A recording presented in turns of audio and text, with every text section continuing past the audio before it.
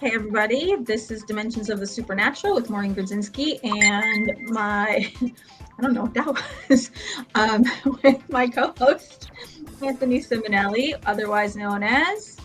Mr. Fuhgeddaboudit. Hey, how you doing? Tonight is going to be an awesome show. We have the fabulous John Zaffis and also the wonderful Michelle Roos.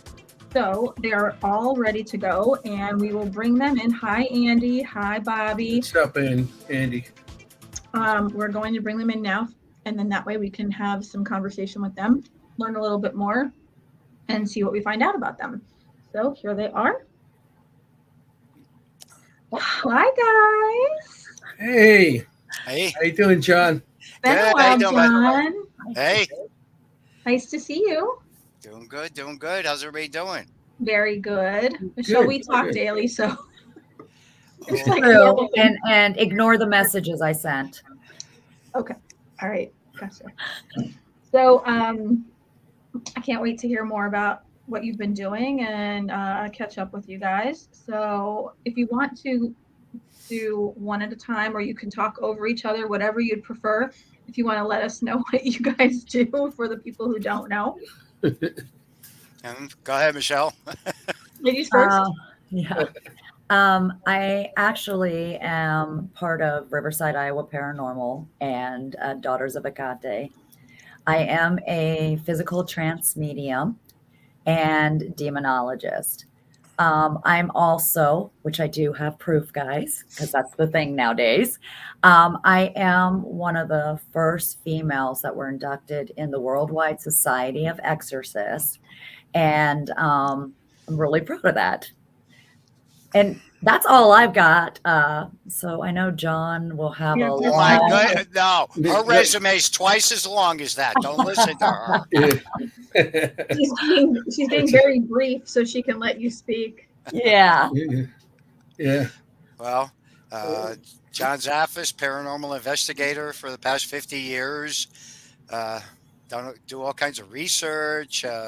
Did a TV show for 3 years called Haunted Collector. Got 5 books out. We're just getting ready to release book 6 with Debbie and Larry Elward. We're just about wrapping that up. Debbie's doing the final touches on that there. And, again, had an opportunity to get involved with so much within the paranormal community. Worked with just about everybody and anybody, out there in the field.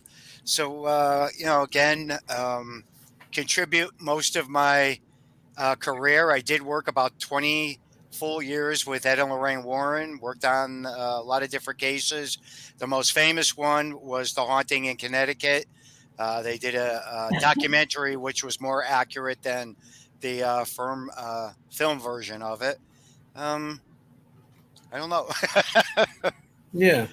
I mean, who doesn't know you, John? I mean, on the East Coast, everybody knows you, because I met you I met you a couple other times. Yeah. At the Shanley that day. I was shocked even seeing you. I'm coming down, and we fell asleep at the hotel. I come down, and there's John. He's at the pizza box. And like, I didn't know he's coming. He just showed up. It's like great. That I am notorious for that. A lot of times, if somebody I know is in the area, or if I'm in the area, and we get the opportunity, a lot of times I'll just pop in, just show up. I do it to Brian Cano quite often too. A lot of times when he's out doing his things, I'll just show up.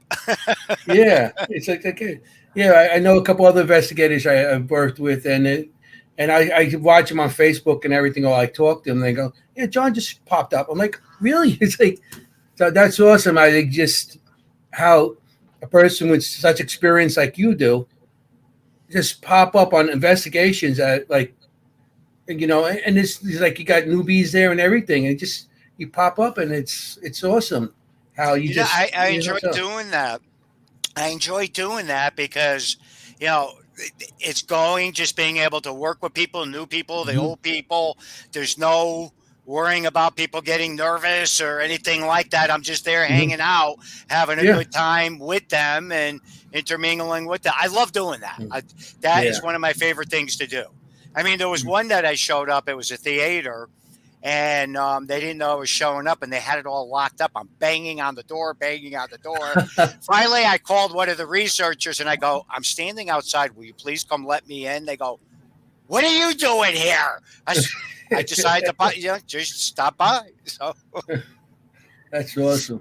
I've heard the same thing. A lot of people have said, "Oh yeah, and I was just doing this investigation. You'll never believe who walked in, John freaking Zaffis." And I was like, Yeah, I would love that he's a personally. legend. Yeah, I mean, you're a legend to everybody. A lot of people with the paranormal, like the newbies, and all the people coming in, they seen your show, and you gave, hey, let me try that, and when they see you, it's like seeing Brad Pitt or something. It's like, whoa. man, I wish I had his cash, buddy. Yeah, I just wish I had his looks. That too. You're both fine. We love you. So, can you both tell us what you think was your favorite investigation or the scariest investigation, or like whatever you think had the most impact on you? Go ahead, Michelle. Michelle, I'm always going to let you go first. Well, ladies first. Since I still do a lot of private cases, I think those impact me more because you never know what you're walking into. And, you're not just dealing with what might be on the supernatural side, but you're also working with people, emotions and stuff. And they can also be the most scariest too. Again, because you're not sure what you're walking into. And as you're trying to work with a family that, if they're getting tormented and you're trying to debunk things, it's trying to bring them back into your realm to say, okay, let's be logical. Let's look at this and that. So I think when it comes to that, that's why I like doing, a lot of events, because that's kind of let's just have fun with people. But the private sector, I think, has got more of a punch for me. Yeah, because it's not just let's have fun. It could be dangerous. It could be, it's someone's life. Do they move out of their home? Do they stay there and just deal with something? Is it going to go away? Yeah.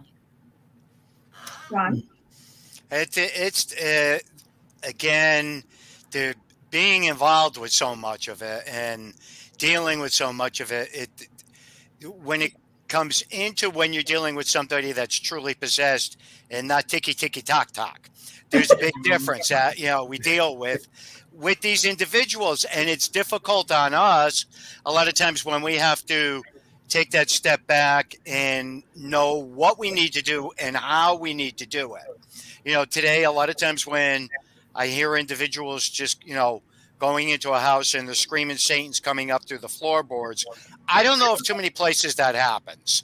So again, it makes it difficult on us to be able to, sift through things to see what and how we're going to be able to navigate. But when you do deal with the real McCoy, so to speak, and somebody is truly possessed, I mean, there's monumental cases that I've been involved with, seeing people levitate, seeing people get burned, seeing marks come right out on their skin when these things take place. I've seen a little woman that was 98 pounds soaking wet rip a pew right up out of the floor of a church in a straitjacket.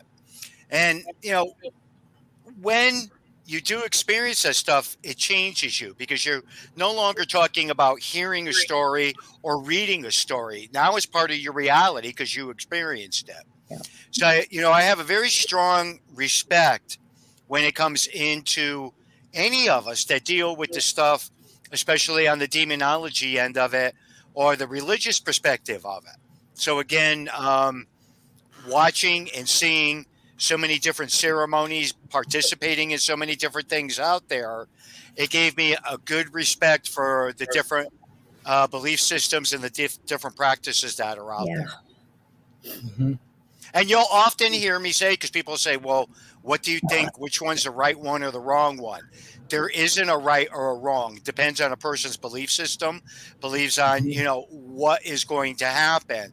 And like I've often said, if I ever looked across the line at the different clearings or exorcisms I've been involved with, I've seen rabbis and Buddhists go in, kick ass, walk out, and everything's done and over with. Yeah. So again, it's the nature of how certain things are done and how it's practiced to be able to help people. And when you witness those things, it changes you. It affects you. I think a lot of people have the misconception that it has to be a Catholic priest that does an exorcism when it's really not the case at all. The funny thing with all that is, and I jumped in first for a reason, most people don't even realize, especially with Christianity, that it was the women that used to do the rites of exorcism, and then the men came in and took it over. Again, when you study your different religions and your different perspectives of things, and you learn about all of that, and you understand that, and realize, some of the things that have transpired and happened, you got to have a better comprehension and understanding and respect for whether, you're dealing with a woman or you're dealing with a man in our field, because both people are going to bring a strong perspective. Now, when dealing with clergy, especially with priests or anything like that, that's a difficult thing. Why? They're not married. They never had children. They're not integrated into what we all live as what, quote unquote, we call normal lives. They would think that, everybody's possessed, when dealing with stuff. So again, at this point, I want to turn it over to Michelle, because I want to hear her perspective. Well, and everybody seems to the word exorcism it's to pull something out, to exit it. So it doesn't matter what your belief system is. Everybody comes from a different direction. And Johnny is right. Back in the day, it was women, because women did a lot of those things, and then the men came. It was just because the Catholic Church was very open about it, many years ago. Everybody kind of just thought, okay, that is the poster of what an exorcism is and who does it and how you can do it. But I have seen different ways. I mean, like you said, Buddhas, you got rabbis. They all come from the same intentions as we do.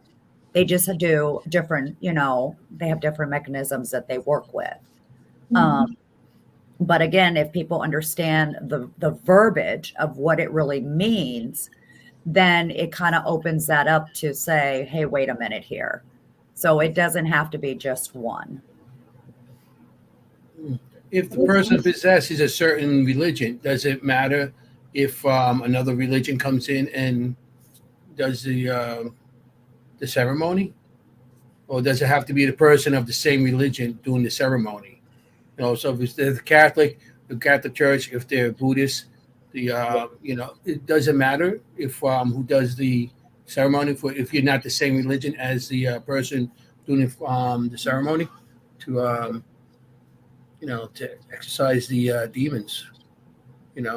Well, again, because it's a belief system, you normally want to go with what the belief system is of the family and the person possessed. Because what you're trying to do is keep the person who's possessed, you want to make sure they stay strong. Because you can't do an exorcism if the person inside is not willing to help and work with you. That's the first step. They got to be able to want it to release also. I've heard of it crisscrossing, but normally, just like myself, I have my own beliefs. But if I'm going in, I'm actually going to work with the belief system that family has, because their true intentions is in that belief system, and that's how it will work together as one. Okay. Johnny? I agree 100%. I've had that opportunity to do the crisscross with it, where I've seen somebody Christian and a rabbi would jump in and help. I've seen Christian people have Native American come in and do something, and it has worked and it has been successful.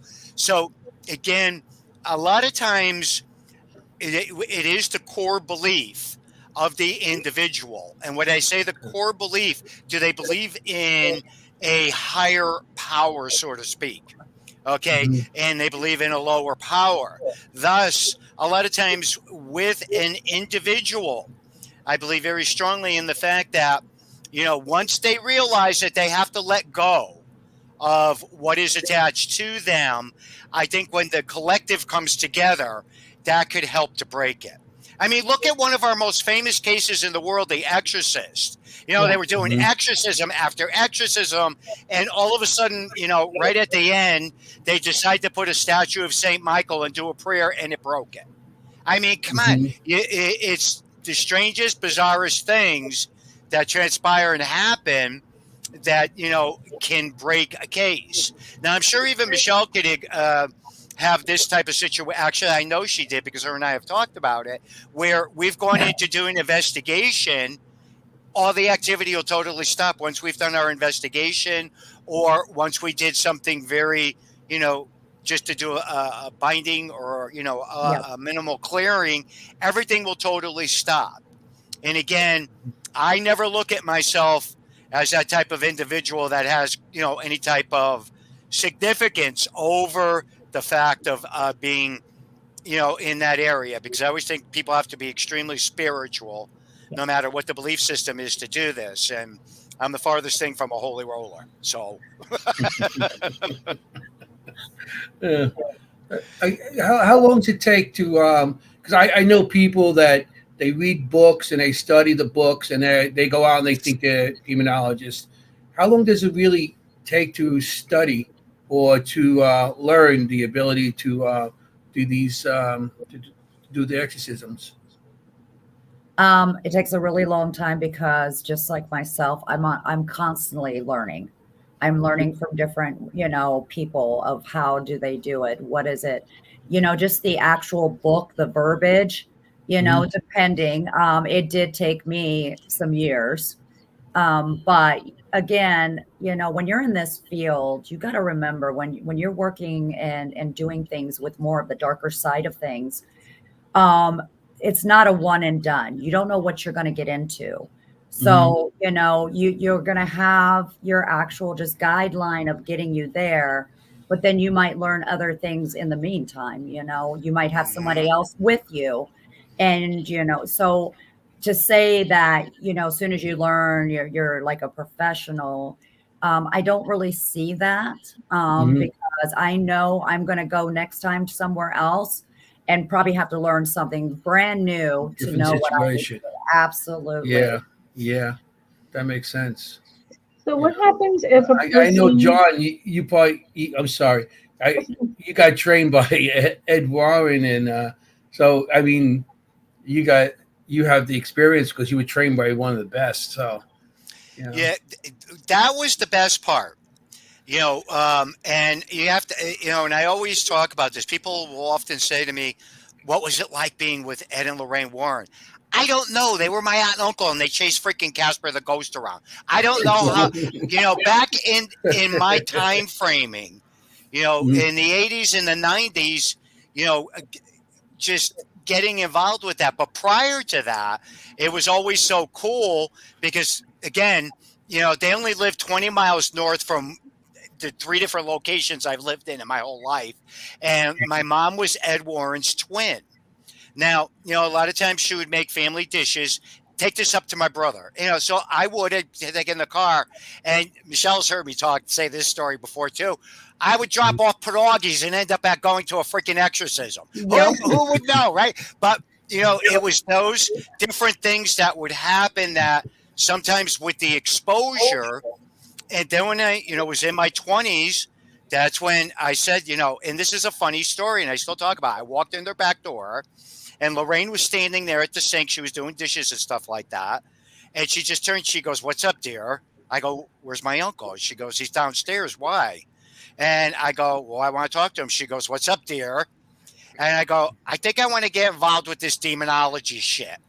Dropped the glass in the sink. The sink did break. I mean, the glass did break in the sink. And at that point, she started screaming for my uncle. My uncle comes running upstairs. He goes, "What's going on?" She goes, "Talk to him. Talk to him." And we went downstairs. We sat, had a very in-depth conversation. And we got into all the different things. He leaned forward and he goes, "And what do you think?" And I go, "I'm not worried about it." And he leaned forward, looked right at me, pointed at me, and he goes, "I am. You are my blood. You are my nephew. And if anything happens, I don't want to have to listen to my freaking sister." So, but at that point, there was a strange occurrence that took place, and I could never get him to answer it. It was like wind came through and the energy shifted within the when we were sitting there talking, and then the conversation ended. And then several times afterwards, I would bring that up and he would never answer me or talk about it. Never. So I never had that understanding. Did something energy, did something come in and out? But yet he was aware of it, and I was just like, okay, I didn't think anything of it. So again, that is what got me to move forward deeper into all of it. Was just him sharing different things and me bopping around, dropping off stuffed cabbage or pierogies or something. So because back then, if you said to me, you're going to be involved with the paranormal, I would have disagreed 100% with you. I would have never ever thought that I'd be going out knowing as being a paranormal investigator. Never. I thought I would have just retired for my mechanical engineering job at a pharmaceutical company and, got my Social Security and just, went on my merry way. So Michael Klein would like to know, what's a binding and a clearing? Oh, so everybody does bindings a little different. Normally when we're talking about different spirits and stuff, when you do a certain clearing, I use different types of oils and things to do a binding, and I kind of do it like a spell. And then that's kind of what we call like putting, spirit in and taking it away.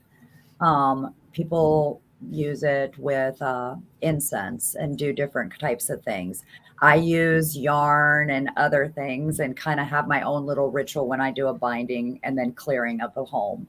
But every time I do something like that, I also go back in. And one thing I've always, stuck to is taking rose petals and then making sure I put oil on it and then burning the rose petals to bring in, the love and the light to make sure everything is cleared out. That's how I do it. Everybody's got their own way, I think that's fantastic. That's why, to me, it's important. Michelle and I, the first conversation we ever had, we bonded. Yeah. And it was like, okay, this is our future. Michelle's going to, be able to, because the knowledge and having conversations with her and everything, that's why I push. And I thought, no, you get out there, you do some of the talking, because I am so intrigued by her knowledge base and some of the things that she does, the different practices and everything, incorporating it, but she's doing it from the positive side. That's where a lot of misconception comes in with people when trying to comprehend or understand what different people do and how they do it. The knowledge is a very important thing to gain, and Michelle has a ton of that to share with people to be able to help people. Is a check in the mail? Yes, sir. Pay him. I pay Maureen to be on the show. So. Well, and the great thing is with John too, because the stories and you hear it, but when you listen to, who Ed and Lorraine were, they're not what we see on the TVs. They had this knowledge and they also put it out there, but they put it out there to make sure you were safe and different things like that. And so to get that side of it and know they did look into things. They did, go and research. It wasn't just popping into a house and shaking a little wand. There was so much work in the background. And, with John knowing that and me talking to him and going back and forth, that's where when I said, I keep learning, the time and details that you put in some of these cases, people would just be mind blown, because it's not just, hey, I'm on the phone, I'm going to come in and everybody's done. These could take months, could take years. And so it's really important. It's not just going online, getting a certificate saying you're a demonologist, because you can get hurt, but you can hurt the people you're going to try to help. And that's a real fine line you have to be prepared to walk. Yeah. So what I find interesting is, because I've been doing a paranormal investigating for over 40 years, and every time I go out, I learn something new from the newest person in the field. And that's what I think is amazing, that you guys the same way. It's like, you learn something new. You can't go in and say, I know everything, because you don't, because there's always a different case. There's something different going on. And somebody else might have a better idea or how to handle it. So you constantly learn. It's always a learning field. And for me, I know it's like all the time, all the experience I have doesn't matter. I got somebody just starting maybe a couple of years, and they have these great ideas. Yeah. And it's like, and it's always progressing in the field. That I think, right now, I think it's much better than what it was to now, with some of the evidence coming out. Everybody has a camera now on their cell phone, so everybody's taking pictures of everything. So yeah, I feel the evidence and everything's coming out better now than it was. And I'm just hoping one day you get a phone call from my grandmother that passed away and say, "Hi, how you doing?" "I'm doing great, man. How you doing? How's heaven?" Wherever they may be. So as long as it's not hot, somewhere it's like nice and cool. It's not like being in Miami. Well, no. You're talking about the advancement and what is happening with the technology and stuff today. I don't know if any of you caught Skinwalker Ranch last night or not. No, but let me tell you, you get the opportunity, watch last night's episode, because what they were able to prove and disprove with the equipment they had, they were actually able to document a vortex that was coming. And it actually pushed the helicopter. They got it recorded. They got it documented with several different things, the experiments that they did. I sat there, watched that episode, turned and looked at my wife. I said, they just proved our portals. They just literally proved the fact that there are such things as portals. They got the documentation now to back it up. So, I mean, again, that was their second time capturing this evidence. And to me, it was phenomenal how they captured it as the helicopter was actually getting pushed, but yet all the gauges with the airflow and everything weren't moving. How does that happen? Wow. So to me, things like that, are intriguing because they proved it up. I mean, I got up and I was doing a little dance. I go, well, now I can't knock portals anymore because they proved them out. Hey, that's awesome. Yeah, the equipment and stuff that's coming out nowadays, and all these new ideas. It's really, with the spirit box and everything. But like what Ron Yacovetti was doing that night, and that was awesome. And he has a new thing now that they do with just white noise. I think they eliminate the radio altogether, and they do a white noise, and they're getting like the whole phrases. They're getting a lot more now. So it's amazing with some of that stuff. Were you there that night that the Ukraine lady came through? Were you there? Yes, I was there that night. Yeah. Okay, that to this day I still talk about that story. The piece of equipment he was using, and there was several of us just sitting. I just talked about it this past weekend when I was up in Mystic with some of my friends. Anyhow, that when it came through, they kill us, they do this, and it was going on and on and on. I jump up out of the chair. And as you, I call and I go, is anybody else effing hearing this, or is it just me? And at that I got that on video. I got that all on video. That's gold, buddy. That's gold. No, that's gold. But again, with me dropping the F-bomb, that's not unusual. So again, it upset several of us that were there because I kept saying to Ron, "Are you sure you're not picking up on, a radio frequency coming out of Ukraine? You saw it, and it upset several of us so bad we had to go outside to try to calm down. And this was at the beginning stages of the war breaking out. So that was one effed up session that they had. Let me tell you that. Just made me take another step back and go, amazing on how sometimes the energy can communicate. You guys see that new? I'm sorry. You got to see what they're doing now, John. I mean, it's amazing. It makes that. I mean, it makes that look ancient to what they're doing now with the white noise and stuff. We're going to be in October. I'm talking about May 27th. We're going to be at the Conjuring House, and you're more than welcome to stop by. He's going to be doing. Dude, I already know about that. Oh yeah, Lord has probably told you already. I hope you stop by. No, actually, it wasn't her. It was somebody else. But okay, I had heard about it. No, that's good. That's going to be good.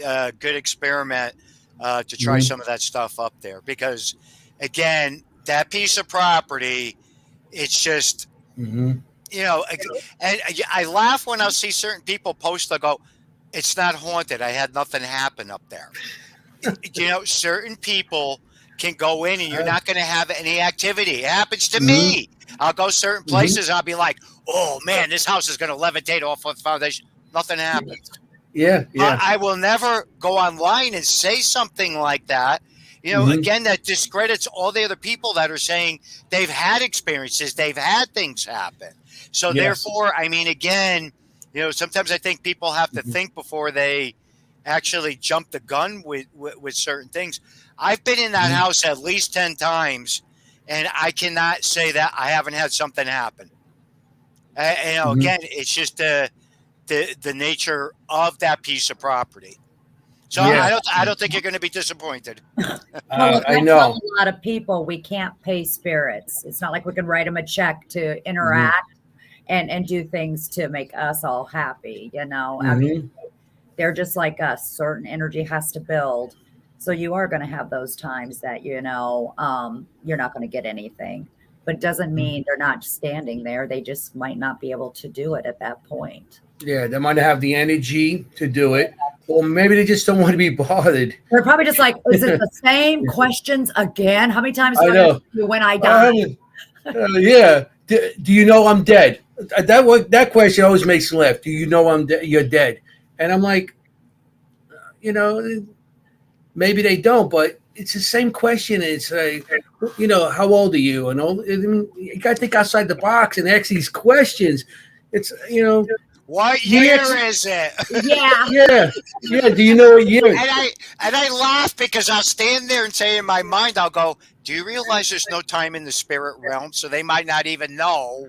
Because I very seldomly get years or dates that ever come through with communication. Sometimes, but very rarely that'll occur or happen. But definitely ask what their shoe size is. That's interesting because then if you do get that, you've got something. Yeah, I always ask like what clothes they're wearing, what color clothes, like especially like in Gettysburg, the battlefield. Yeah. What's what's on their buttons, because if it's U.S. or the different shows you what different place what state they're from and everything. We asked one time at Gettysburg. One of the guys I was with, I had like this gun, and we were on the battlefield at nighttime, and it's a cap gun, but it was like sparks, so it represented their gun, and I'm like a Union soldier, and my friend Joe and my son were out in the field of like ducking down where the Confederates would be, and he asks us a question: "Do you want a piece of chocolate?" And we got EVP, break me a piece. Yeah, and it was like. They want to piece of chocolate. They want us to talk to like we talk to each other. If you just sit and have a conversation, you would not believe the EVPs you can get. I know. You can get more conversation. And it's crazy. It's like, all these questions people ask. I mean, there's every question in the world you can ask. And like you said, what year is it? Really? Like, you just have a conversation and you can hear them in the background talking to you. Yeah. And it's like they want to be part of your conversation, or they're giggling and they're laughing at something you just said. Absolutely. That's awesome when you get the EVPs like that. That would have made a great Halloween commercial for Kit Kat. Oh yeah. Oh yeah. Break me a piece. Yeah. Gag, break me a piece. So we have people that are commenting. So this is just a comment from Erin Bush. She said, Michelle and Johnny are both such a wealth of knowledge, offering sage wisdom to those of us new kids navigating the field, and I adore them both. And she said that property is pure magic. That's the Conjuring House. But Carrie Hopper, who's also awesome, said, has there ever been a case or a moment where either of you wanted to quit the paranormal? Which is a great question. Oh, yes. I actually, this is really hard to talk about, but I called Johnny right away. Working a case. She kept saying she was possessed. It was a lot of oppression and stuff like that. Was trying to hustle through working with doctors and everything because all I kept getting was she was going to take her life, trying to get her help, trying to do all this. And was going back and forth, couldn't get to her quick enough, was trying to hold on. Then she was telling me her son was in the hospital because he actually tried to kill himself, younger kid. And so it was kind of going, and, she was asking me if I believed in the Lord, different things. And I was trying to make her be stronger until I could get to her. The doctors were just starting to send me things. And next thing I know, I get a call from her daughter and I lost her. That was the first person during a case that I lost.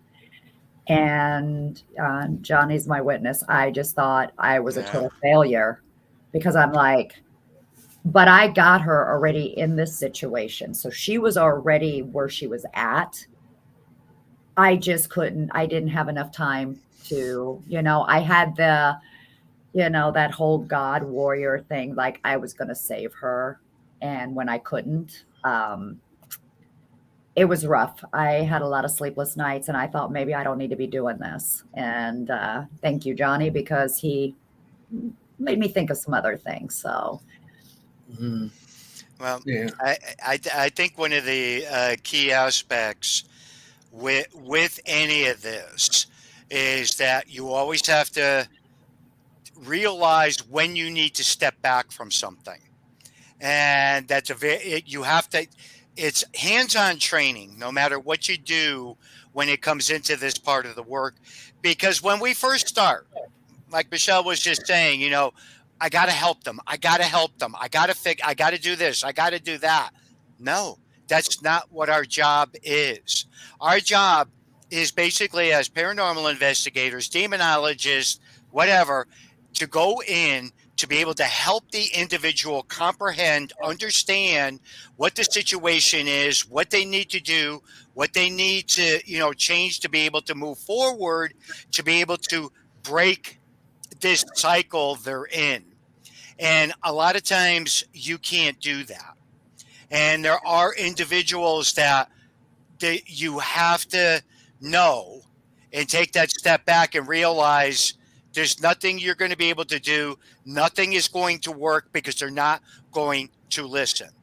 Because I've had a couple of cases myself where, in the long run, the people ended up committing suicide because it was so bad. But to this day, I have to take that step back and go, I did everything that I possibly could, because my job is to go in to educate people, to try to help the people, but I can't fix the people. None of us can fix people. That's not what we're about. And that's why a lot of times, any of them, Michelle will even tell you, I'll read you what I call the riot act. And I will tell you, you need to understand there are times you just have to walk away. You have to do that. That's the best thing you could possibly do. Because if you are dealing with something, the combination of a person it's ticky ticky tock tock. Plus, they do have something negative that's going on with them. That's a double whammy. And if you're not able to get that person stabilized, as far as on their medical end, it's almost impossible to try and do anything. So again, I even know of a couple of cases, dealing with Ed and Lorraine, some of their famous cases where, it just turned into people ended up shooting their spouse and then shooting themselves. And again, it's the nature of a lot of this stuff. But again, we have to realize, just like doctors, nurses, it's a difficult thing. Firemen, cops. Yeah. Once you leave your job, or you make that decision that you did everything you could, you have to take that step back and realize that it's time for you to move on. I can't tell you how many times I've quit the work. I ran out of fingers and toes on how many times over the years I've quit or walked away and just shut everything down. I've done that over the course of years. Yeah, so many people think that this is such a cool job and it's so much fun and it's, just investigating and walking in and walking back out. And you kind of get attached to the people that you go in and investigate for. And there's so many little kids involved and, just the people that are suffering. And it's not cool or fun or whatever. I mean, it's cool if you're walking into a prison or an asylum or whatever. But even those, souls that are left behind, they're still people. They just don't have a meat suit attached to them. It's that emotional attachment, Aaron said there is an emotional and energetic cost to it all. It's finding balance, which can be so difficult. You're right, Aaron. That's true. Oh, I was a bumbling fool. And he read me the right act. Listen now. And I'm like, yes, sir. But I needed that. That was almost my slap. Okay, get out of it. You got to move on. Because if I wouldn't have been able to talk to him or, someone that would understand it, it could have taken me down a path where I shouldn't be, And so, again, like Maureen said, yes, if you think it's cool to have it, the reason I got into it was because it was my own journey. This was something I was called to do. I am supposed to be the voice of certain things. But at the same time, it does wear on you. Mm-hmm. It does make you doubt a lot of things because you're trying to figure out what is this reality. And so it's just not a certificate in a frame. It's a lot of hard work. I mean, and again, just dealing with people in general, not including, is there mental health issues? Is there an attachment? Is there, domestic abuse in the home? So we have to dig all that up. And we're getting this laundry basket of things that we're having to find the matching socks to figure out what is our next step. Or is there a next step for us? Or does this need to go somewhere else? And then you have to talk to this family and, tell them, hey, I can't help you with this situation, or I can't do this, and so it can do a wear and tear on you. Or they're lying to you and that they're lying to you and you can't say, I want to slap your face. Oh, yes, you can. Oh, I have. Oh, I have. Yep. See, that's the basic 101. If you know that, Maureen, don't you get that look on your face? I see that look. I'm telling you right now, when you know there's circumstances and that the person is deliberately telling you something that isn't even lining up, and you already know different things, or you talk to somebody else, that is your job to confront that individual. Because you need to know the truth, and if you can't get the truth, then you're defeating your time. You're wasting everybody's time. Well, do you continue to hound them once you've said, I think there's something else here, or do you just let them keep lying to you and then? Never. I won't waste my time. I've confronted somebody before, and they're like, "No, I haven't played with Ouija boards. No, I haven't done." satanic magic. No, I've walked out. I'm not going to keep hounding somebody for that. Well, you don't have to hound them. I mean, if you know for a fact, and you got to remember too, when you're asking people these questions like a Ouija board or blood magic or things like that, they get back into that childhood, like, oh my God, I'm in trouble. I'm going to be this. And they will lie to start with. But then, if they continue to talk and it comes out because you're letting them know, hey, I'm not judging you. I just need to know where to go. But if they continue to lie after you give them that open door, I'm done. I'm out. I'm sitting here watching them in my head. It's like a movie playing out. I'm seeing everything that they're doing. As a psychic medium, you know what they're doing. And they're still saying no. That's when you walk out. Nope. Yep, you leave because it's no good for anybody. Not for you, not anybody involved. No. So Susan Skills said, John, do you think that Ed and Lorraine would like the movies and attention based on their work, and were they private people? Yeah, yes and no. I often, it bugs the shit out of me that Ed, wasn't able to be around, to see a couple of the movies. I think, again, I know how he would react and everything because there were movies prior to that. And I still can remember when The Devil in Connecticut came out, and that was a big to-do. They had it, on the VCR, and I'd go up the house. He'd be sitting there watching, and he'd be pointing to different things, and he goes, "I don't know if I like him playing me." I go, "Well, he looks nothing like you." He goes, "I'm more handsome than him." But I mean, it made again. I think they would probably look at it in the perspective is the simple fact that a lot of the information had gotten out there, different perspectives of it. So to look at it from that angle, I think is pretty cool. But it's just, like I said, kind of sad that they didn't, they didn't have that opportunity to really, bashed in the fact of, the Conjuring movies. I mean, it's a big franchise. Yeah. And again, with them, and because people often, and this got brought up several times because people look at me like I'm crazy. They'll go say, well, which one's your favorite out of the whole thing? And the one that I liked the most because I was able to relate to most of it, even though they were saying so much of it was fiction, was the freaking Nun. There were several different cases that were intermingled into that, but they labeled it as, things that they made up and everything. And I was reading from one of them that I'm like, no, do you realize what you're saying? There's several cases I'm aware of that you're talking about.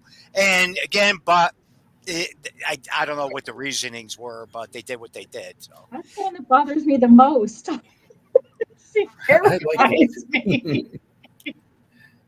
All the movies, so yeah. The Nun. Yeah. So I'm kind of looking forward to the Nun too to see. I don't know that one or freaking Habit will probably be flying around with devils coming out of it. I don't know. And the funny part is too, we had two nuns in our family. Yes, we had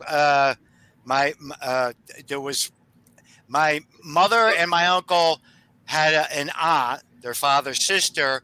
Then I had found out from one of my other cousins that there was a nun in the family over in one of the other countries, eons ago in the 1800s. And I'm like, I have never heard anybody talk about the other nun. And she goes, yeah. So again, it's Nun too. Right. So again, it was interesting and intriguing to learn some of that. So, but this is most recent. Now everybody, well, I should say this now. Ed Warren grew up in a haunted house from the age of 5 to 12. My mom was his twin, and they had an older brother, Frankie. Now, they used to be terrified to go in and out of this house, and a lot of times they wouldn't go in or out. That the oldest brother didn't want to stay in there, and then again, I was listening to an interview, and I was kind of dumbfounded by something because my cousin had said something to me, and I didn't know about it. She said, "Johnny, your grandfather was very tied in with the Roman Catholic Church." I said, "Yeah, I'm very well aware of that." And she goes, "He belonged to the prayer group that used to assist and do different things when they would deal with that crazy stuff all you guys got involved with." I went, "What?" And I go, "I've never heard anybody talk about that in the family. No one." So then, again, talking and listening to a few of the other things she had told me, I had heard Lorraine talk about how the priest used to go over the house for my grandfather and would bless their house. And I never knew any of that. Now, you got to remember that they were from that generation. If they didn't want to talk about something, you left it alone. Mhm. Because there was one time I pushed my mom so bad, I kept digging at her and digging. I go, "Ma, tell me what happened." And she started crying. Well, she called up my uncle, and my uncle laid into me. He goes, "Leave her alone. She doesn't want to talk about it. Leave it alone." And boy, oh boy, I never asked her again about that haunted house after that, because my mother would never talk about it. She just would never say. She would always say to me, "Just go ask my brother. Go ask my brother." So again, it's interesting the things that you find out that they never talked about, but yet I had a couple of my other cousins tell me different things, and then it got verified after they were all gone, which is crazy. It's wild. So Aaron wants to know, is there a haunted location for either of you that feels like home when you go there? Gettysburg for me. Yeah, Gettysburg. That's like home for everybody. Oh my God. Gettysburg would be one, but I would have to also say the haunted Y there in Rock Island, Illinois. And I think because there are a lot of trapped spirits that are mainly females. Okay. And so they're needing the help, but it almost feels comfort, like, they're watching over me as I'm trying to help them. And so that one, I feel a little at home. But yeah, Gettysburg, overwhelming for me. Same. Even though I can sit there and just be okay, but oh my gosh, my heart breaks. Yeah, I consider Gettysburg like the candy store for the paranormal. It's like anywhere you go, there's something going on. You could be walking down the main street, Baltimore Avenue, and it's like, what's that in the corner there? Well, I actually seen a soldier crouching down in a corner. And it's like, wow, where did that come from? Anywhere, just from the town to the battlefield, anywhere there. It's an awesome place. I think that one of my best experiences down there was at Sachs Bridge.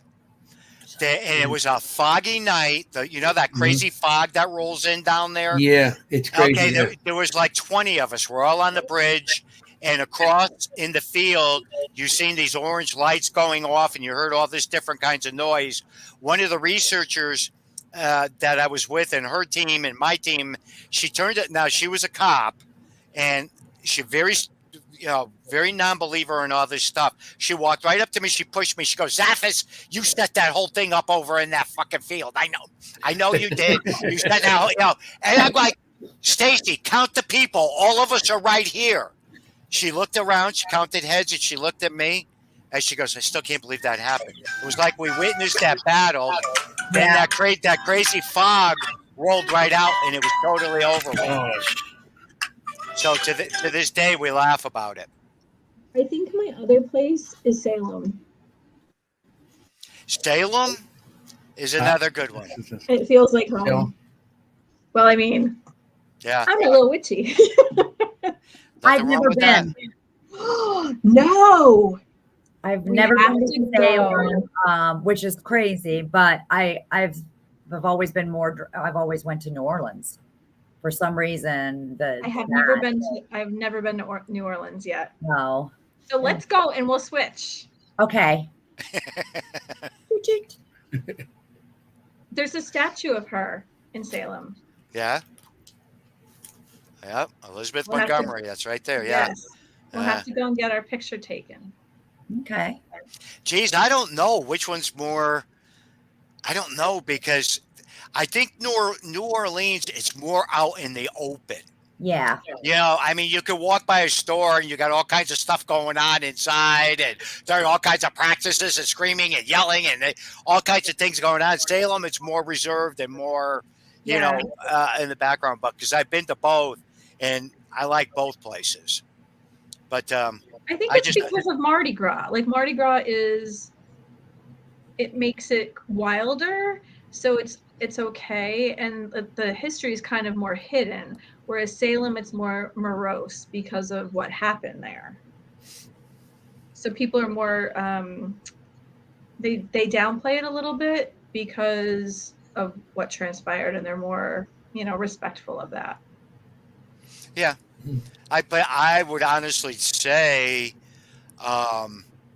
well, really nothing happened in Salem, Massachusetts. It was Danvers, Massachusetts. Right? Yeah, a couple of miles inland, but everything moved on to the shore tourism, Hollywood, you know. But anyhow, especially today, I mean, the practice is up there. There's, you know, I know so many witches and pagans and Wiccans and everything that live up there. They practice all their different things, and again, it's an amazing place, and it's evolved over the years with so much that happens and transpires up there. Yeah, the that Danvers asylum.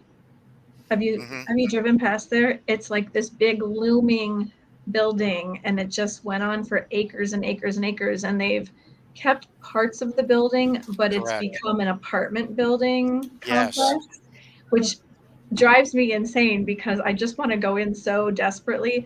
But there have been fires inside, and there's nothing wrong with the electrical. I mean, like, the stories are crazy. And yet, they report the few buildings they left up and converted into apartments have no paranormal activity. That's everything I hear from everybody. They go, no, there's nothing happening. But yet, I've heard a few bizarre stories, and then when I would try to find out from somebody knowing somebody, they go, no, nothing happens. Right. So And I think they do that so that it's always occupied, because they would lose a ton of money. So well, they can rent it out to all of us. We'll all go. Oh, hell, I'd place, right? Sounds like fun. Yeah. Road trip. So, Anthony, you have any questions? Anybody have questions? Well, no. The Conjuring House. You said you've been there and you had no activity there, or because I know when we went there, it was the four of us, and we're in the kitchen, and we heard the bed bounce above us, and we heard children running around up there. So that was interesting that you didn't get nothing there, John. Me? No, I've been there about 10 times, and it's been very active every time I've been there. No, I was yes. No, earlier when we were talking, I was meaning I see people, you know, go and they'll okay, stay for that there place. doing overnight, and they'll go. They had no activity. They don't think that you know there's anything there. Me, no. I can't go there without anything happening. That's what freaks me out with that place. Yeah, always something that ties in with it. And Andrea, we're very, you know, her and Annie are very close. And she goes, because the house is calling you home. And I'll tell her, shut up. Because I got, you know, again, I did not do the original investigation. My very, very first time ever in there was with Ghost Hunters, Jay, Grant, Steve. And actually, that's where I met Dustin Perry for the very first time, was up at the Conjuring House when they did the episode. Oh. Yeah. Season 2 or season 3 it was. Yeah, I think I remember you seeing that, because I watched pretty much all those shows back then and everything, because I feel that in 2004 is when the paranormal opened up to a lot of us that couldn't talk about or had the ability, you know, because growing up, you know, seeing things as a kid and everything from the 60s, 70s, 80s, you know, the parents, you know, don't say nothing. But when it opened up in 2004 on TV with the Paracons and everything, I felt like that opened up doors to, those just couple of shows. It was the Ghost Adventures, Ghost Hunters, and was it Paranormal State? I think State. And those three pretty much, to me, opened up doors to other shows and opening it to the minds of people out there. It's like, hey, there's something out there. And now we could talk about it a lot. Like we got the show tonight. We did this like about 15 years ago or 20 years ago. They were looking at us like, what are they doing? Because, I feel the show's opened up a lot of doors for us. And I probably seen you on the show. I know I did. You got black hair and a beard. I remember seeing you on the show. Did you ever do sightings or something like that back in? Yeah. There's 2 or 3 episodes on sightings, the haunting. Been on Ghost Hunters. Been on Ghost Adventurers. I mean, there's a lot of the shows I've been on over the years. Yeah. Yeah. But no, this has been great. This has been great since I was in my teens. So I blame it on my kids. Michelle, you said you almost gave up because of the incident. Is it, because of that incident, I know you almost gave up, but all the people that you helped afterwards, it made you stronger to want to help people a lot stronger after that. Wasn't that the reason? Isn't it better that you stayed with it? It is. And like I said, after talking to John about it and kind of getting my wake up call, it also made me think too, it made me more humble, knowing that I don't have that control. Because after a while, you have to, I put this armor on because I'm going to help them. I got to keep everything safe. That I think you forget that you're also human. And so it kind of brought me back a step of, I can't fix everything. And I think that's what the biggest thing was, and I know for, the facts that she was already past where I could help her. And so, my mind was like, this is what it is. But other parts of me are like, well, you should have been able to do something different. And, it was almost like that little voice in your head that just wanted to keep eating at you. But then I think also at the same time, it was like, okay, this is where you're going to put yourself, you're humble, get yourself back in that humble state and continue to work the way it needs to be done. Yeah. So you got to help more people afterwards. And so it's better that you didn't, give up and, go that way and stayed with it to be out there actually to help other people. You help more people than, I mean, I know it as a paranormal investigator and doing private homes, and there's some people that don't want to, they don't want to give up certain things. In a home, I had one case I worked on about 3-4 years, and the woman didn't. It's like she wanted us to come in because she had nobody else. She had cats and everything, and it's like she kept on calling us back. There's more stuff. As I think it was more of like a attention type of thing that she wanted us there and making up things. And you go there, and you called you and you talk to them and stuff like that. But you give them advice and everything. But it was like that Munchausen type of thing, that Munchausen proxy for paranormal. Yeah, same type of thing, and it happens a lot. And no matter what you do, they come back with something else, and you're trying, and that's like John said, there comes a time where you just have to cut that tie and walk away because you're never going to be able to help. Yeah, we did about 3 years, and then it was like after that, I was like, we know what's going on, and I mean, and we did come across some activities there, but it was after a while, it's like, it's so much you could do for the person. Absolutely. And what was there, it didn't seem like she wanted to give it up because that was more of like an attention grabber for her. Yeah.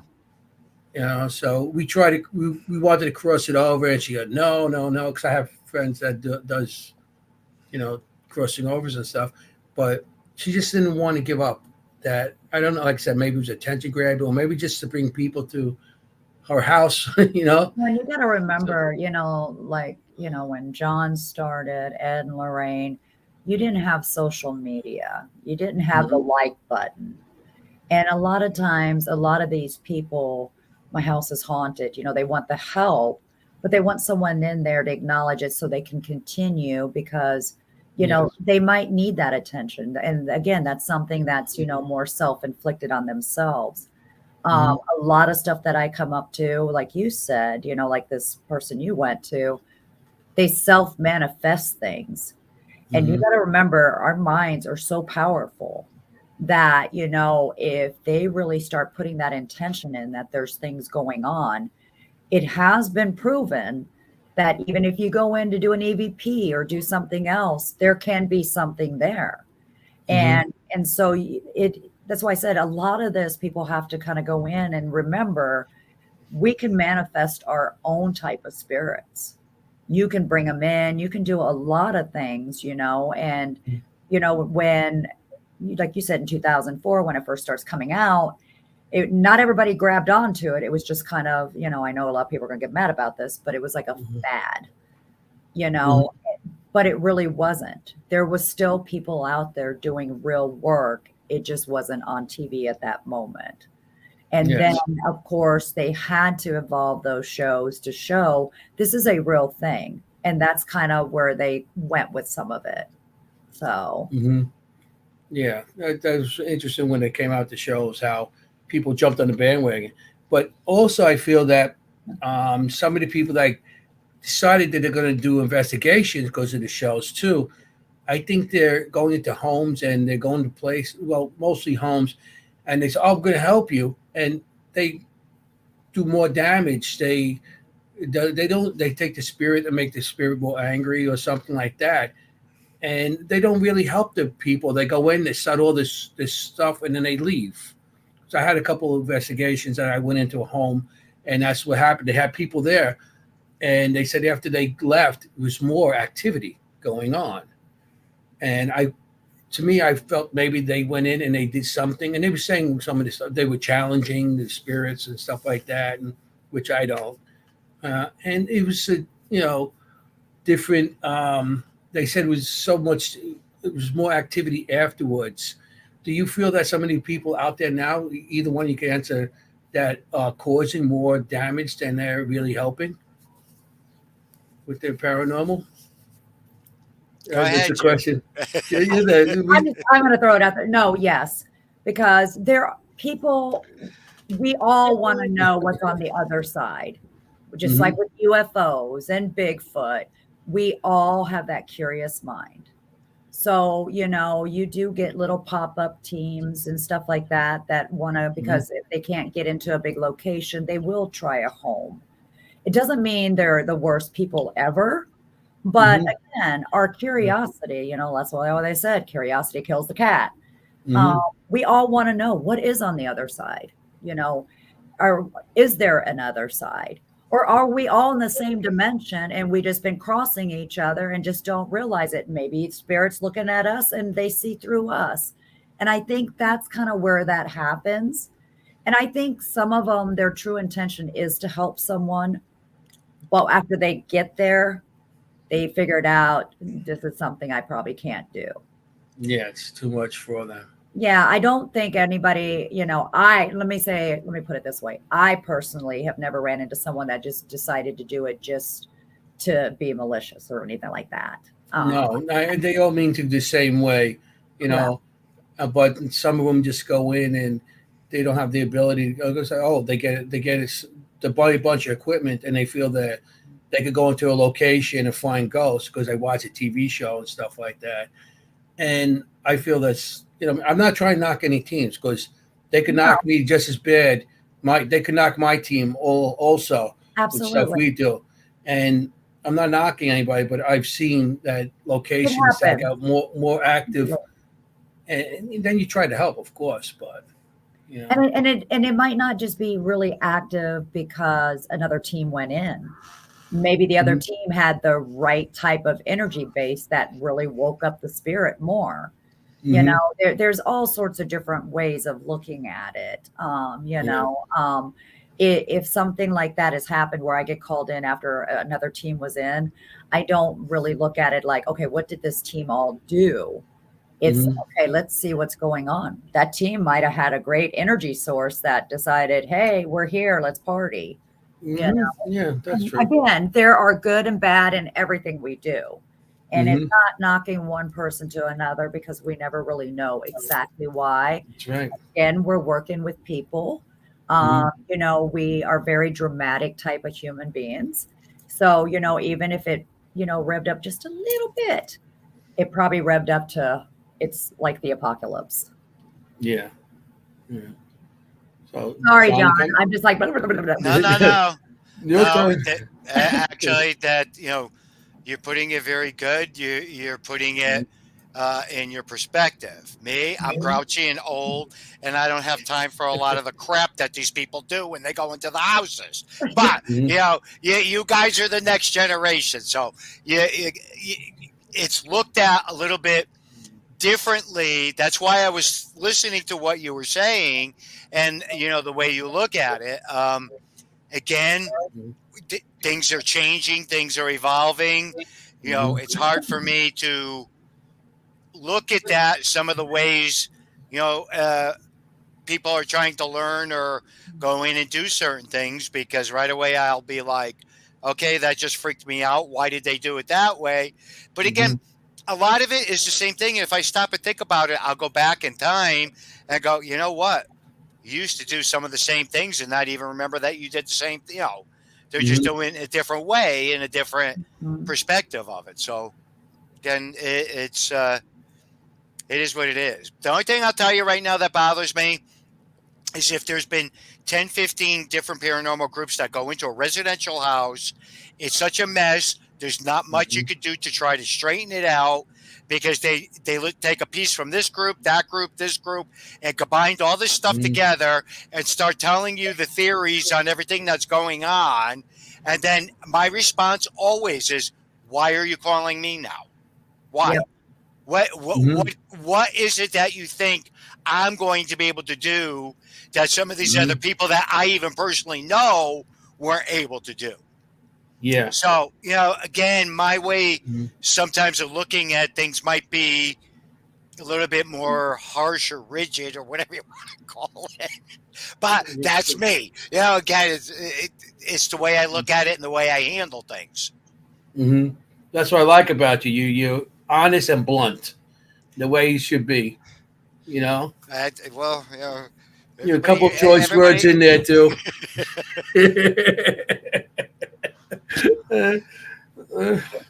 So we need more of that, I think. When we were at Shanley, Ed came through, and he just started swearing left and right. And you go, that's the way, that's him, that's the way he talks. Yeah. That was funny how you just picked up on that. You know, some of the stuff that was coming through with, and you go, that's him. I always like it when that happens and it comes through, and there's people that when we all, you know, over the years, we all worked with my aunt and uncle, all of us, you know, back in the day when they had things going, they'd have, 20 cases going in a week, 500 paranormal researchers working with them. So, now years down the road, when somewhere around and Ed comes through like that, because Lorraine comes through now too. And then the both of them will start arguing and fighting. I have to tell the both of them to shut up, let this one talk or let her talk. And then what's comical is they'll turn around and tell me to shut up. And not that long ago, very, very good friends of my aunt and uncles, and they showed up at one of my lectures, and they were going back for it. And I go, well, you hear them, talk to them, see if they recognize you. They did. They had a communication go back and forth. And the guy, Frank, turned and looked at me. He goes, if I didn't just witness that, he said, I would have thought you were nuts. He said, I can't believe it. He said they even answered some of the questions, and he goes, it was just like the three of us were sitting there. You're telling them to shut the hell up. They're telling you to shut up. They're telling, and it's just this whole thing. He goes, John, it was like you were sitting in the kitchen. And I go, I know. But and I'm always happy because a lot of people record that. A lot of times I just don't record stuff, and I tell them keep that because that's freaking gold. People won't believe it. Keep it. Make sure you hold on to that. Yeah, that's awesome. How he comes through, and you pick it up, and if they come through like that, that's because it shows that in the field so long, they know how to manipulate our equipment nowadays too to actually come through. I remember seeing some of the footage of some of the equipment they use, and I mean the huge boxes, reel to reel, and all this stuff. Oh yeah. All this recording equipment they had, and the cameras, and big cameras, and everything's changed now. You got the little handheld cameras and little digital recorders, but back then they probably needed a truck just to bring the equipment from place to place. Yeah. Oh yeah. I often wonder about that because one thing I always remember. One of these experiments that he started doing. Remember, we had the old tube TVs, and if you disconnected the antenna, it'd be all the snow. The white noise. The white noise and everything. And he got so wrapped up into that because we were getting EVPs and different things that were coming through. And I was just talking to one of the old timers recently about that, and he goes, I remember part of that. And he goes, we did that on one of the cases. And I go, you did? I said, did you record it? He goes, yeah. I said, I never saw that. And he goes, you're never gonna. And I'm like, dude, I said, that's gold. He goes, yeah. He goes, no, I recorded it, and we got voices coming back and forth.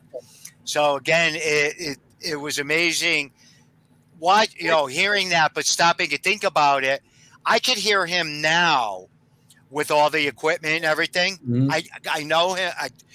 What the freak you do with this freaking thing? What is this gonna like? I do, because I'll sit there a lot of times. I'll look at the equipment and go, "What does it do?" But you get phenomenal stuff that comes through it. Yeah. Phenomenal, things that these guys are getting, and I love it. I think it's fantastic. So the evidence you get back then, the evidence you get back then. And now, which one do you think? Because I know some investigators are going back to the old stuff and bringing it back in. Because I even did that. I got the old cassette recorders. I've never stopped using mine. Yeah, I've never stopped. Yeah, the cassette recorders. And the little ones that those little cassettes. The mini ones. Yep. The minis. I just bought a couple of those recorders that you put in and. I think they're good. I mean, you got digital. It's the only problem about the cassettes. Now you got to put them onto your computer. Now you got to sit there with a microphone and everything. With the digital, you just pop out the SD card, you just pop it in your set. That's the only thing about the old stuff. But if you catch it on the old stuff, think about it because it's not digital. Yes. I mean, it's imprinted on that little strip that you have to hit rewind and push the record together. And like I said, I have one and I named mine Lorraine and it actually has the little tiny microphone on it. And I set her up right there. There it goes. Yep. I got a slew of them. And I actually use that with digital too. But I mean, think about it like when they were doing the reel to reel, when you put an EVP on that, there was no questioning that because you didn't have radio frequencies and different things that intertwine with it. It was straight, that's what it is. But I mean, Polaroid cameras, oh my God, the most amazing thing to have, again, because when you're putting that evidence out there, you can't debunk it, I mean, and of course the white noise from the TV. Absolutely, So digital camera, the Polaroid. Yeah. I mean all that stuff. The digital camera, the Polaroid camera. I just did an investigation on Friday at the Ritz Theater in was it Helden Township? It's in New Jersey. It's down South Shore, Jersey, and guy was with the Polaroid, and we're in the theater, and he's taking pictures of people, and he's getting a shot. He has this light, and he took separate pictures, and there's like a light just going down the theater to where the people were sitting, and I was like, and he has, some old Polaroid, and here I am with my night vision cameras, the videos and stuff like that, and he's getting all this stuff with just old Polaroid, and that was awesome, Yeah. So Again, for what we had back in the day, cassette, our cameras, that's what we relied upon. And, we got some phenomenal evidence that came back, we would capture on that. I can still remember it. My uncle would get so tickled over the reel to reel. I'd go up, drop something off. He'd go, come on. You got to hear this. You got to hear this. And he'd get it all hooked up. We'd sit down and he would shut the light off. I go, what are you shutting the light off for? I said, we're listening. We're not seeing. But it was the effect. It was the effect that he would, hey, did you hear that? There it is. There it is. And, some of the EVPs and different things from the old reel to reel were phenomenal. The really good captures that we used to get. But again, too, a lot of times when I'm listening to my cassettes that, I'll record from different interviews from cases, you pick up stuff in the background. We're just sitting there having a random conversation with people. And it's always good to be able to do that. Digital, I'm all for it and everything, but again, you have a crash, you lose everything off the computer, and something didn't get backed up right. Poof, you lose so much freaking evidence. It's not even funny. Absolutely. You're right. And I think that's happened to each and every one of us. Absolutely. Yeah, it's like, no, where'd he go? Where'd he go? No. Yeah. With all that, the old technology. I mean, I still like a lot of it too. I mean, when I first started, it was like walking around cemeteries when I was 13 years old, with dowsing rods and a compass. Not many people know the compass was one of the first EMF.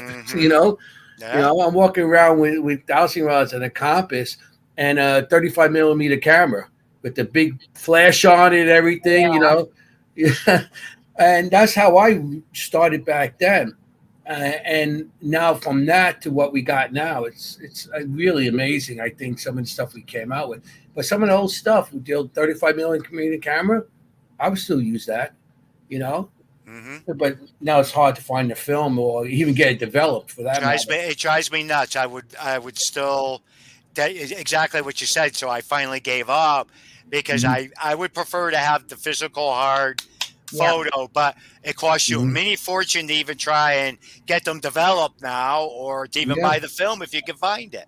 So it's, again, I miss that because we had the hard copies. That's what I used to like about that.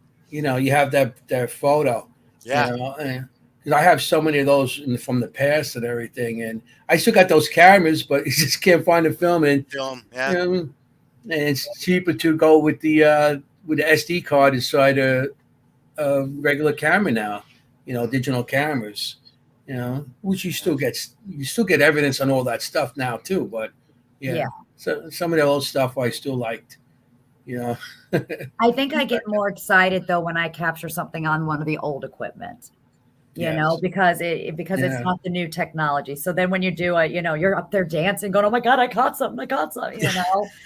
Here when you're listening to the digital, you're like, "Oh, there it is. Okay, let me clean it up. Let me do this to it."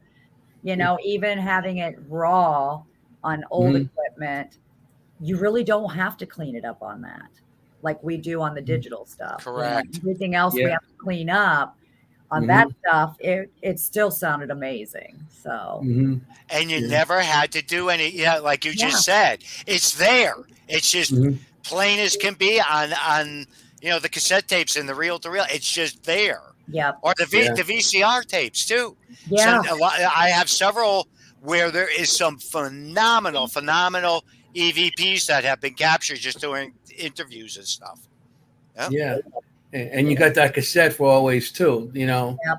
like you said. So you got the hard copy, the master, you know. Absolutely. Even with the video cameras, I remember the video. Well, the video camera now has the night vision. Back then, you didn't. You have a big light, you know. And plus the big cassettes and walking around and stuff.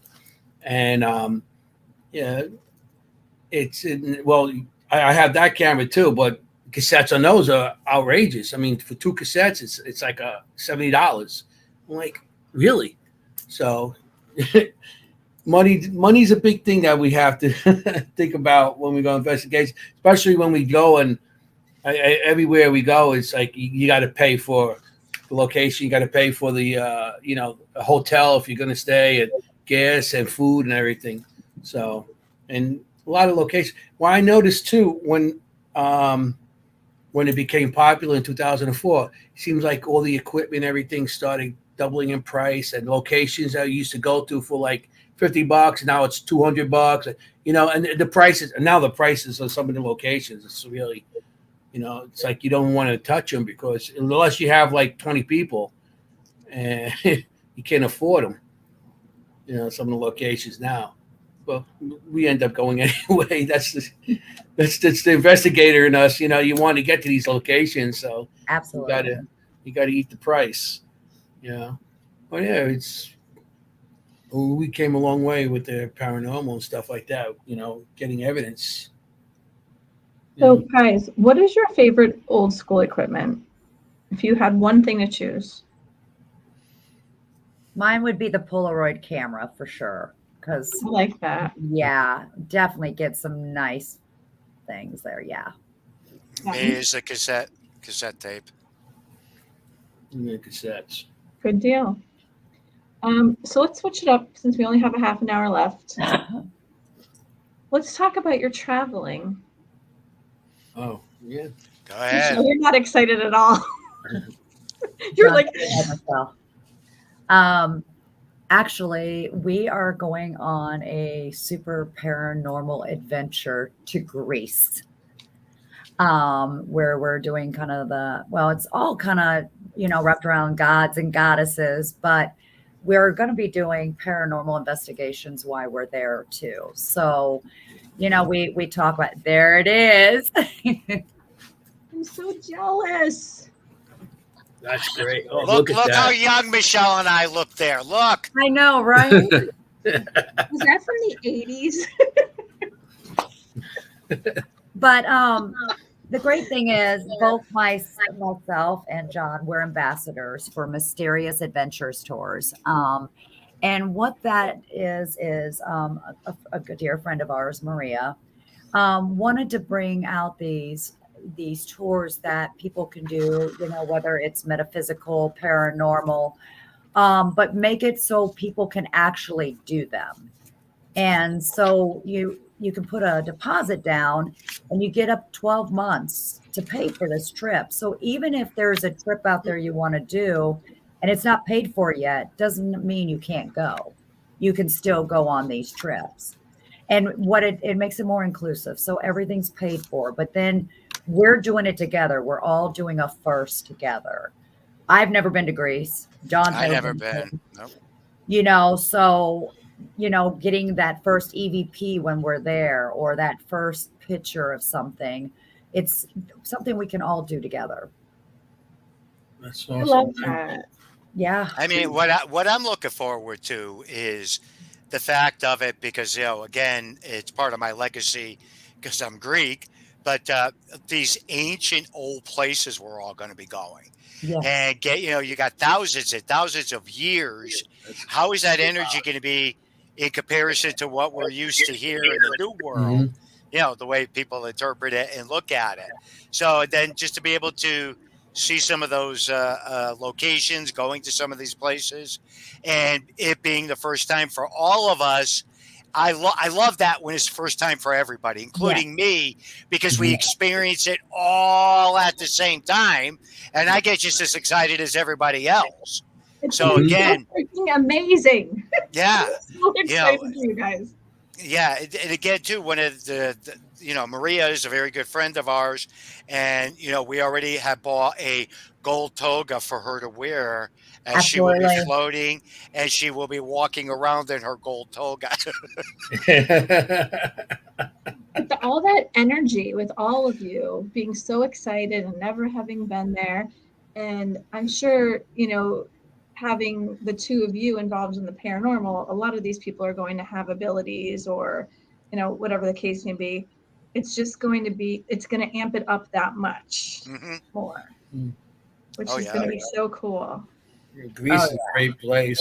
Beginning of a lot of stuff, meth and the stars and all that stuff that all started there. I wouldn't say math is great. I mean, it's just like, but I'm just saying it's been there. There's so much history there going back thousands and thousands of years. Oh, absolutely. We're used to hear maybe 300-400-year-old buildings, so that if they're still around, but you go there, it's like history of, every nation's been through Greece, through wartime and through every other thing else. So you have other, just not Greek people, that you have every thing that went through there through the years and stuff. So that's, plus the food's it's good too.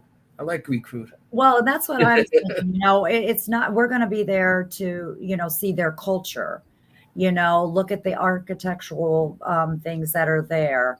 I'm not going to lick anything, but I'll touch everything. When you lick it, it's mine. Keep your tongue in your mouth. But it's not just the paranormal. So, I mean, everything's going to come to life.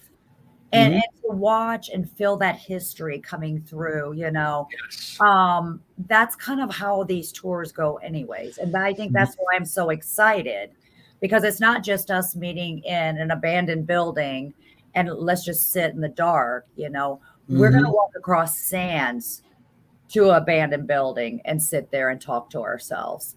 So, there's a little mix up, and of course, we're going to have to at least toast once or twice with some ouzo and say, Oppa!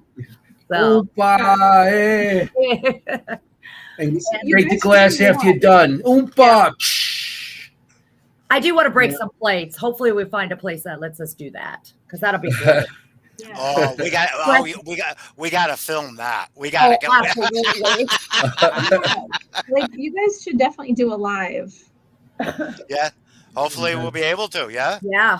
And we can talk to you that way. That would be nice.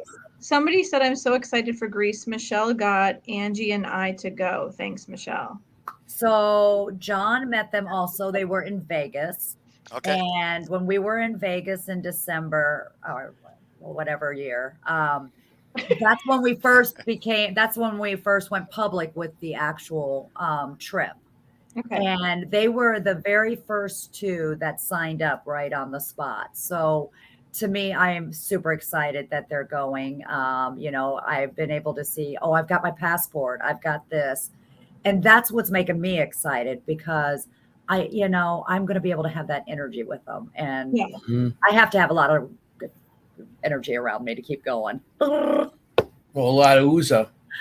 Oh, I got to try. So what got you guys started with this whole, trip thing? And it's not just Greece, but then there's Ireland. And John, you're not going to Ireland, right? No. I'm just doing the Greece one. This is my first time doing something like this with Michelle. Michelle and Marie both will tell you they had, especially Marie. Yeah, she just kept it up. I go, fine, I'll go. Anyways, but I'm not a very good worldly traveler. I'm not. But anyhow, it's a crazy way to look at it, because again, in my mind, I'm all psyched because I don't care. We're having a good time. Oopa. That's all I know. Oopa, oopa. So you're trying one out with the girls, and you're being dragged, kicking and screaming for the first one just to see what happens. Well, and if you guys look, like if you're looking on Facebook or TikTok or anything, and you look at a lot of these paranormal groups and stuff, and then we have them across the pond also. We're always making those comments, God, I'm jealous. I would love to try that. Or, them coming over to us because they have the same opportunity. Because I know Maria's doing like New Orleans and different places here. And what it's doing is giving the opportunity for all of us to cross the pond one way or the other to experience, different types of paranormal things, or even witchy or metaphysical. It's kind of like all wrapped in one. And it's a great concept, and also making it that, we don't have to be the super rich people to do this, because it's easy enough to make those if it's something you really, want to do. Because after you get over there, I mean, you got to remember your hotels are paid for, everything's paid for. You're just kind of, feeding yourself souvenirs. That's kind of on you. But to say, hey, I actually finally got to go to Scotland. I met up with some of the groups that I've talked to on Facebook, because we were in the same area. That's awesome. And so it kind of, does that, gaps that bridge for us too. And that's kind of the whole concept of this, mysterious adventure tours, like Maria says, history is just waiting to be heard. So. Yeah. Well, this show is actually being broadcast in Manchester, England, also right now. Nice. Yeah, we were picked up by UG Media, by Martin Jones and his channel. He loved what we were doing so much, he asked if we would join them. So we're in the UK also. That's really nice. And like I said, I was at Scotland, last year. And it was kind of like the Phantom and Witches. So we were able to go up through the Highlands and stuff where, where they had their witch trials, and learning what, they went through, and seeing the paranormal on that site. It brought it to a different level. It's totally different. You kind of just like, okay, wait a minute here. And then when you're learning about that history, I keep thinking Salem, but I'm like, God, it was all over the place, and they did it differently. Yeah. And so it just kind of brings it together. And because I love the history part of things, it was kind of like, oh my gosh, and when you walk in these castles and you're like, there was like kings and queens here, you're just like, there were people before us, and we kind of forget that sometimes. Yeah. That's my bucket list, to go over to Ireland or Scotland just to do the castles. That would be awesome. Yeah. That's like a bucket list. I would love to do something over there. You can join me in October. I'm going to Ireland in October. Come on, pack a bag. Yeah. I'll get my minivan and start heading over. Absolutely. No, I wish I could. That'd be awesome. Maybe next year, but I would love to do something like that. If I knew sooner, I definitely would have joined you. I mean, I would love to do this. And the thing is, people totally think that the whole Salem witch trials is the only thing that ever happened like that. And they think that, they were burned at the stake. I don't know why they think that, because it's not at all what happened. They think that there were only a couple of people. They were all women. They don't think that there was a man that was pressed to death. They don't think that there was a child that died. They don't think that there were animals that were, their lives were taken. They don't believe in any of that. Some people think that it never happened at all. Well, in Scotland, we found out that a lot of it was, if the neighbor didn't like you, all she had to do was point at you and call you a witch, and that was it. You're done. And knowing, because if we think about it, like we're talking social media, how people can badmouth each other, and it's huge. I'm like, can you imagine pointing a finger just because she was jealous that her husband looked at you and call you a witch? They didn't really have trials. They just pretty much used you as a guinea pig to see, were you really a witch? And when we were learning some of that, it was like, oh my gosh. I mean, you had no voice at this point. It was done. So that's sad. It's really sad. It reminds me of a thing out of Mighty Python. They put a nose on a woman, and she's a witch. She's a witch, and I refer to everything in Mighty Python. I don't know. That's my humor. That's kind of how it was. But if you ever get opportunity, Scotland, England. Now, Scotland and England, I've been there. Spent a week in England and a week in Scotland, and the way they view everything over there is so different from the way we look at stuff. They embrace the paranormal over there. They don't. That's They what go, I'm yeah. saying. Over there, if you don't have something in your house, there's something wrong with you. Yes. So again, it's just viewed so differently. Again, and I enjoyed it. I liked it, but again, like I said, I'm not that big of a worldly traveler. But again, looking forward to this whole Greece thing because that's been on my bucket list and it's finally happening. That's awesome. You've actually gone further than most people have. In the States, going to Ocean City, Maryland is vacation. That's far, like you've gone much further than a lot of people. That's amazing. Yeah, that's wild. We have someone who's calling himself Q who said, do you think that the Bermuda Triangle disappearances are paranormal or something more sinister? Or nothing, maybe. The Bermuda Triangle? The Bermuda Triangle, the disappearances, are they paranormal or something more sinister? Well, again, too, we know, today, thanks to technology and everything like that, that there's certain areas within that Bermuda Triangle where they can have this wave or different thing that just occurs, spontaneously. It's magnetic.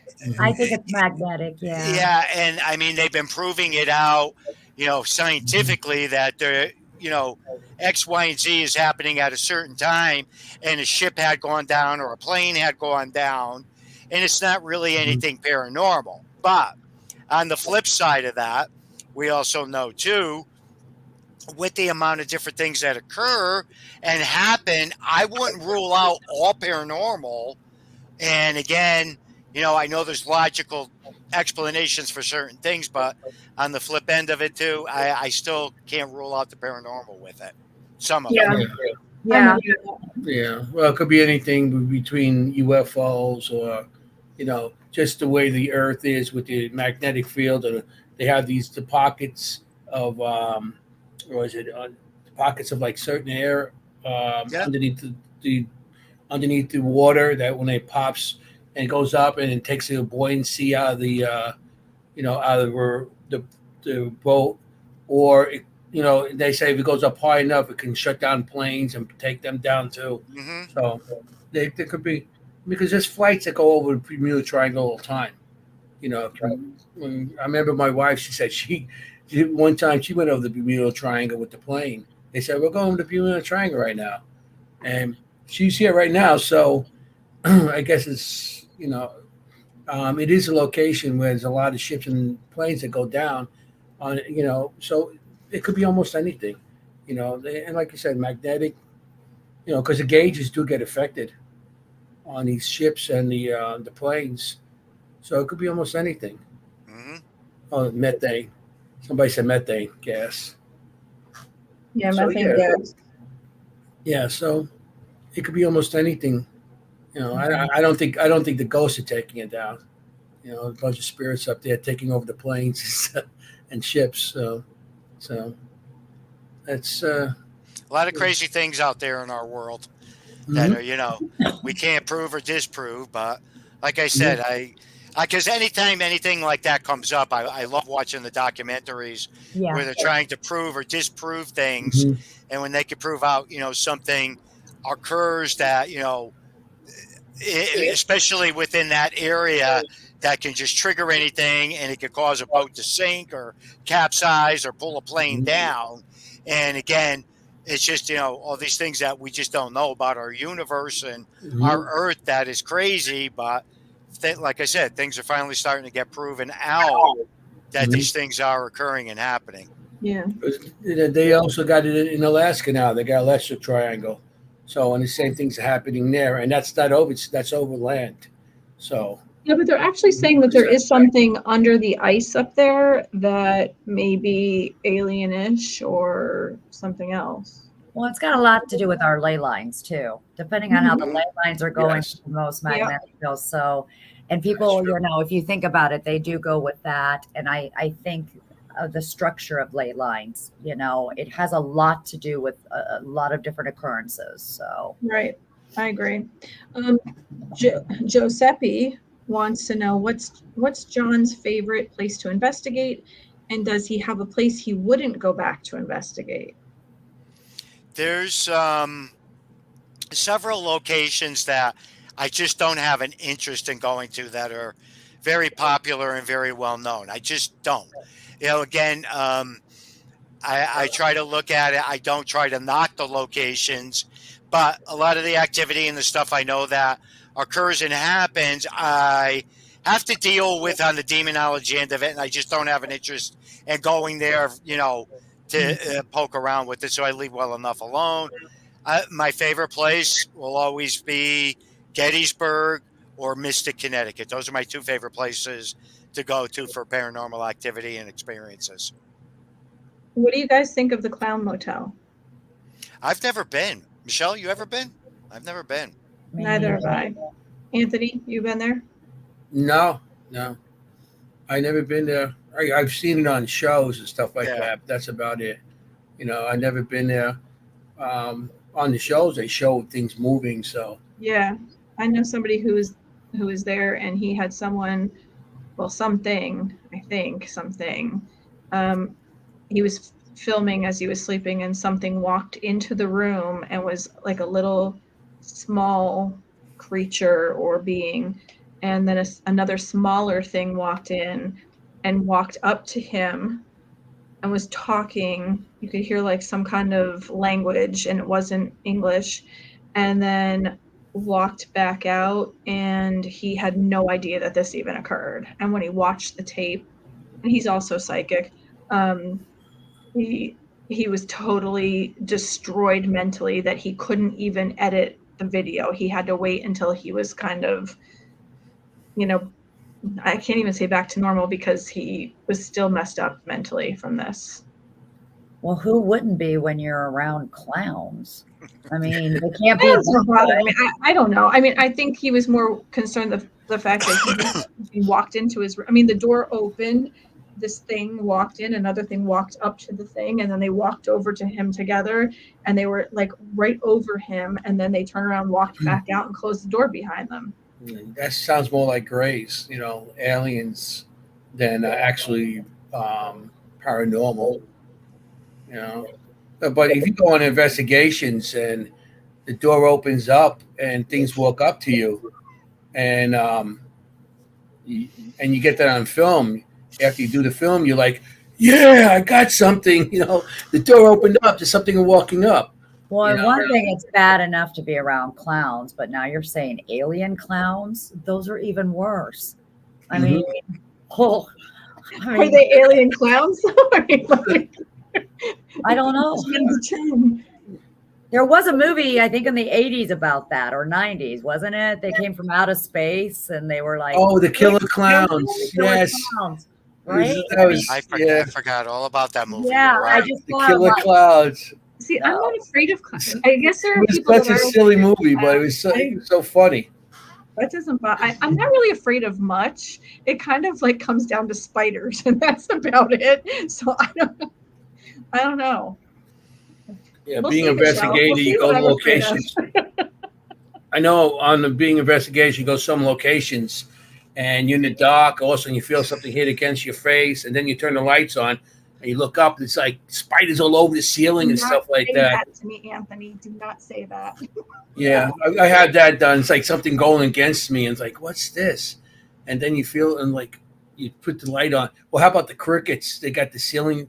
If you do like outdoor locations, and they what do they call them? There's a name for them, and there's these like black crickets, and they stay on the ceiling, and you're walking and you don't see it.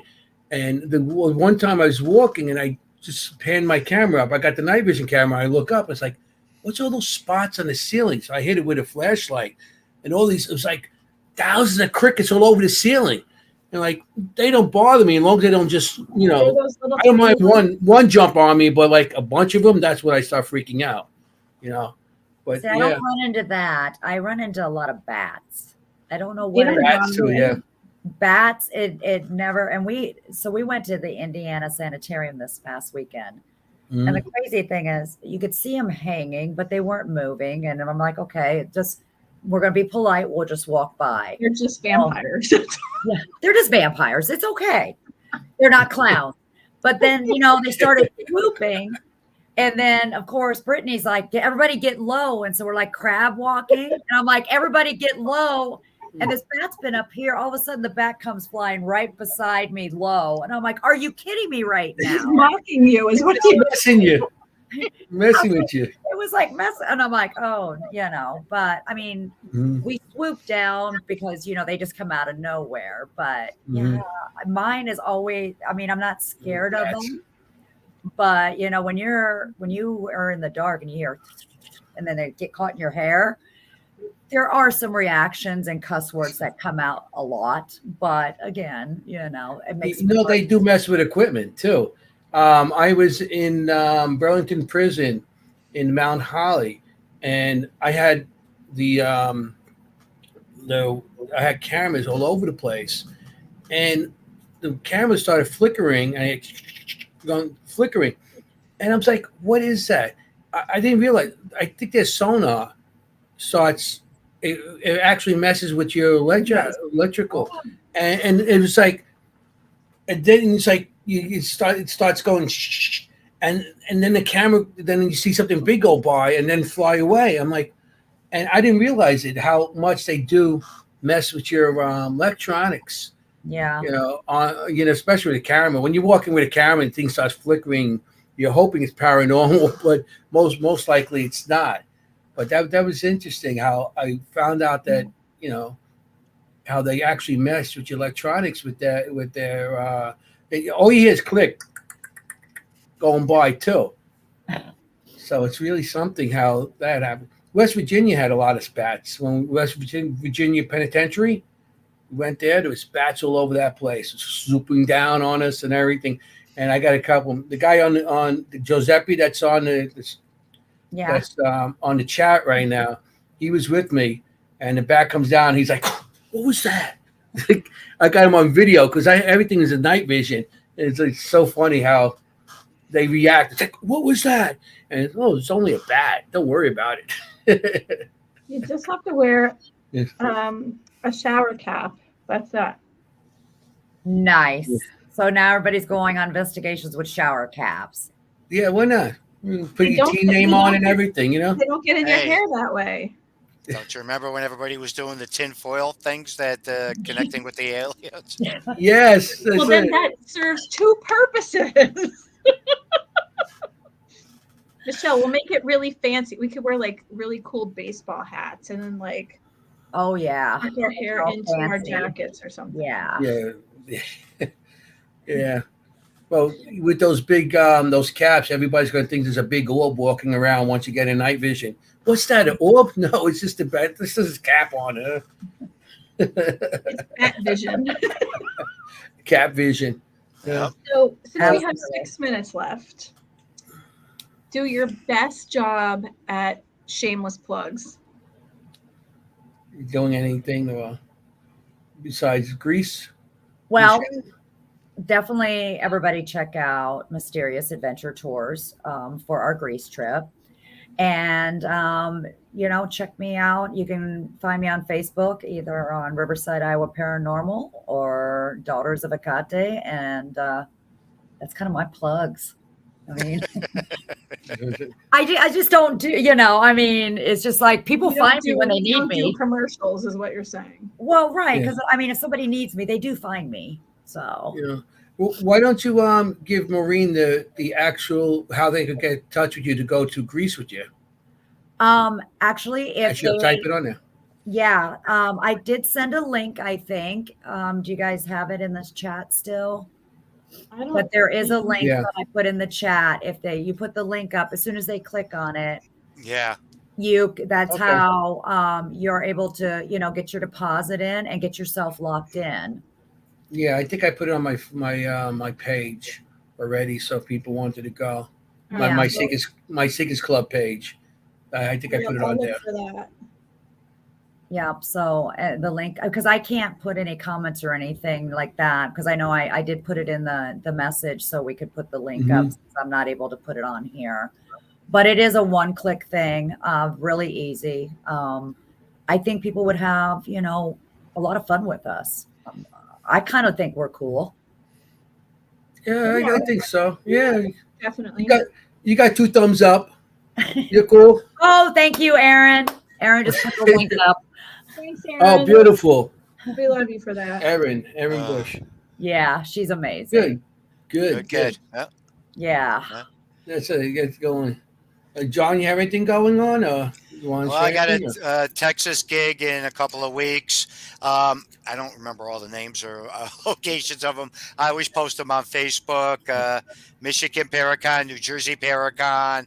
I got several small events I'm doing up here in the New England area.